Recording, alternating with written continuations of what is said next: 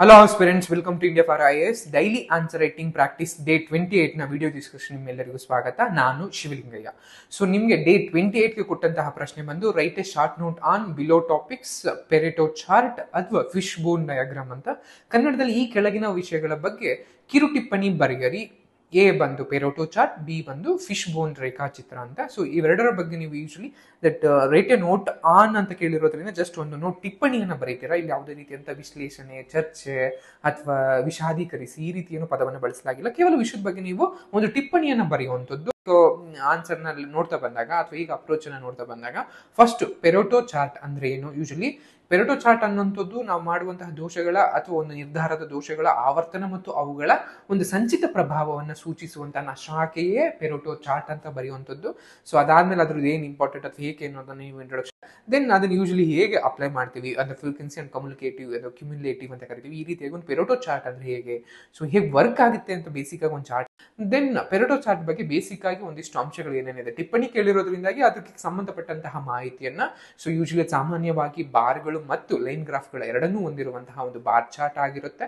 So usually ಬಲದಿಂದ ಎಡಕ್ಕೆ, ಎಡದಿಂದ ಬಲಕ್ಕೆ ಏನನ್ನ ತೋರಿಸ್ತೀವಿ ಅಂದ್ರೆ ಕಾರಣಗಳ ವಿಭಿನ್ನ ಅಂಶಗಳಾಗಿರ್ಬೋದು, ಅಥವಾ ಒಂದು ಕಾರಣಗಳ ಆವರ್ತನ ಮತ್ತು ಶೇಕಡಾವಾರು ಸಂಭವ ಅಂತ ಕರಿತೀವಿ ಅದಾಗಿರ್ಬೋದು, ಅಥವಾ ಲೈನ್ ಗ್ರಾಫ್ಗಳ ಒಟ್ಟು ಘಟಕಗಳ ಒಂದು ಸಂಚಿತ ಶೇಕಡಾವಾರು ಪ್ರಯಾಣವನ್ನ ಅಥವಾ ಪ್ರಮಾಣವನ್ನ ಪ್ರತಿನಿಧಿಸುತ್ತೆ ಅಂತ ಬರೆಯುವಂಥದ್ದು.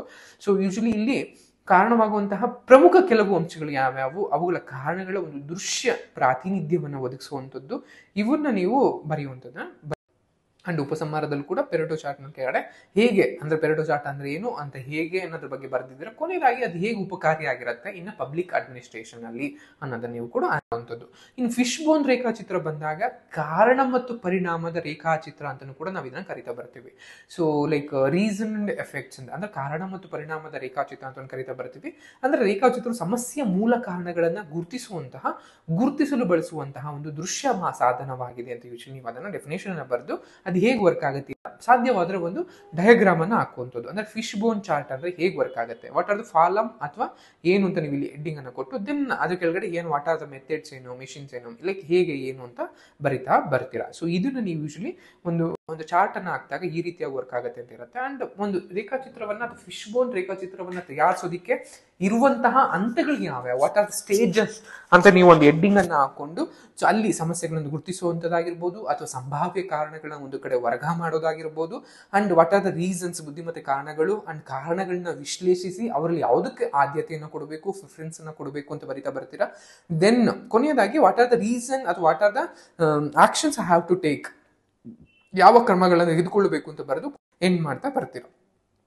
ಒಟ್ಟಾರೆಯಾಗಿ ಒಂದು ಸಮಸ್ಯೆಯ ಮೂಲ ಕಾರಣಗಳನ್ನು ಗುರುತಿಸಲು ಮತ್ತು ಪರಿಹರಿಸಲು ಸಹಯೋಗದಿಂದ ಕೆಲಸ ಮಾಡಲು ಫಿಶ್ ಬೋನ್ ರೇಖಾಚಿತ್ರ ಒಂದು ಉಪಯುಕ್ತ ಸಾಧನ. ಅದನ್ನ ಕನ್ಕ್ಲೂಷನ್ ಏನ್ ಮಾಡ್ತಾ ಬರ್ತೀರಾ. ಇನ್ ಇಂಗ್ಲಿಷ್ ಮೀಡಿಯಂ ಅಲ್ಲಿ ಬರೆಯುವಂತ ಸ್ಪರ್ಧಾರ್ಥಿಗಳಿಗೆ ಲೈಕ್ ಪೆರೋಟೋ ಚಾರ್ಟ್ ಅಂದ್ರೆ ಅಥವಾ ಪೆರೆಟೋ ಬೇಸಿಕ್ ಆಗಿ ಬರೀತಾರ ಅದರೊಂದು ಬೇಸಿಕ್ ಒಂದು graph. Then what are the process of Pareto chart? A Pareto chart typically consists of bar chart with both bars and line graphs ಅಂತ ಬರೆದು ಅದು ಹೇಗೆ ಏನೇನು ಪ್ರೊವೈಡ್ ಆಗುತ್ತೆ, ವಾಟ್ ಇಟ್ಸ್ ಪ್ರಿಫರೆನ್ಸ್ ಅದು ಫೀಲ್ ಲೈಕ್ ವರ್ಚುವಲ್ ಸೊ ಅದಾಗಿರ್ಬೋದು. Then conclusion more about like Pareto chart ಹೇಗೆ ಅದೊಂದು graphical tool use to prioritise and identify the most significant factors or causes contributing to the problem or an outcome ಏನ್ ಮಾಡುವಂಥದ್ದು. Then what are like fish bone diagram ಬಗ್ಗೆ ಕೂಡ ಒಂದು basic ಆಗಿ ಬರೆಯೋದು, ಯಾಕಂದ್ರೆ ಇವೆರಡು ಕೂಡ ಒಂದು 10 ಮಾರ್ಕ್ಸ್ ಆಗಿರೋದ್ರಿಂದ ಜಾಸ್ತಿ ಎಲಾಬ್ರೇಟ್ ಮಾಡಿ ಬರೆಯೋದಕ್ಕೆ ಸಾಧ್ಯ ಇಲ್ಲ. ಕೇವಲ ಎಷ್ಟು ಬೇಕೋ ಅಷ್ಟು ಆನ್ಸರ್ ಅನ್ನ ಬರಿತಾ ಬರ್ತೀರಾ. ಇಂಟ್ರೊಡಕ್ಷನ್ ಪಾರ್ಟ್ ನಲ್ಲಿ ನೀವು what are the like fish bone diagram ಅಂದ್ರೆ ಏನು ಅಂತ ಬೇಸಿಕ್ ಆಗಿ ಬರೆಯುವಂಥದ್ದು, ಅಥವಾ ಇದನ್ನ ಇಶಿಕವಾ ಡಯಾಗ್ರಾಮ್ ಅಂತ ಕೂಡ ಕರಿತೀವಿ. ಸೊ ಅದನ್ನು ಕೂಡ ನೀವು ಗೊತ್ತಿರಬೇಕಾಗುತ್ತೆ. ಫಿಶ್ ಬೋನ್ ಅಥವಾ ಇಶಿಕವಾ ಡಯಾಗ್ರಾಮ್ ಅಥವಾ ಕಾಸನ್ ಅಂಡ್ ಎಫೆಕ್ಟ್ ಡಯಾಗ್ರಾಮ್ ಅದನ್ನು ಕೂಡ ಕರಿತೀವಿ. ಡೆಫಿನೇಷನ್ ಅಲ್ಲಿ ಒಂದು ಸಾಧ್ಯವಾದ ಒಂದು ಡಯಾಗ್ರಾಮ್ ಅನ್ನು ಹಾಕುವಂಥದ್ದು, ಲೈಕ್ ಹೇಗೆ ಫಿಶ್ ಬೋನ್ ಡಯಾಗ್ರಾಮ್ ವರ್ಕ್ ಆಗುತ್ತೆ. Then what are the steps to create fish bone diagram ಅಂತ ಹಾಕಿ define the problem, identify the categories of potential causes, then brainstorm the causes, analyze and prioritize the causes and take action. Steps ಇರುತ್ತೆ ಒಂದು fish bone diagram ಅಲ್ಲಿ, ಅದನ್ನ ಬರೆದು then ಕೊನೆಗೆ conclusion ಏನ್ ಮಾಡಿ. ಸೊ ಇದಿಷ್ಟು ಡೇ 28 ನ ಮ್ಯಾನೇಜ್ಮೆಂಟ್ ಟೂಲ್ಸ್ ಅಂಡ್ ಟೆಕ್ನಿಕ್ ಅಂದ್ರೆ ನಿರ್ವಹಣೆಯ ಒಂದು ಟೂಲ್ಗಳು ಮತ್ತು ಟೆಕ್ನಿಕ್ಗಳು, ತಂತ್ರಗಳು ಅಂತ ಒಂದು ಸಾಧನೆಗಳು ಮತ್ತು ತಂತ್ರ ಏನು ನಾವು ಟೆಕ್ನಿಕ್ಸ್ ಅಂತ ತಂತ್ರಗಳು ಅಂತ ಬರೆದು ಸೊ ಅಲ್ಲಿ ಏನ್ ಮಾಡ್ತೀವಿ. ಸೊ ಇದಿಷ್ಟು ಡೇ 28 ನ ಒಂದು ಪ್ರಶ್ನೆ ಆಗಿರುತ್ತೆ. ಡೇ 29ಗೆ ನಿಮಗೆ ಎಸ್ಸೆಯನ್ನ ಕೇಳಲಾಗಿರುತ್ತೆ.